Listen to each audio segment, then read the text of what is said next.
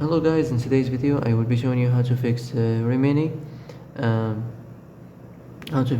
crashing problem. So the answer is easy, just go to the settings, then scroll down to the apps section, and then go to the search and search Remini, and then go to the storage, and here you will find this clear cache option. Click on it. Now you can go check it if it worked, and if it didn't, you can try to restart your phone or turn the Wi-Fi off and on, or the Bluetooth or the airplane mode. Also, you can try to clear data, but be careful. If you clear data, all this application's data will be deleted. This includes all files, the settings, the accounts, the databases, etc. So be careful if you want to clear your data.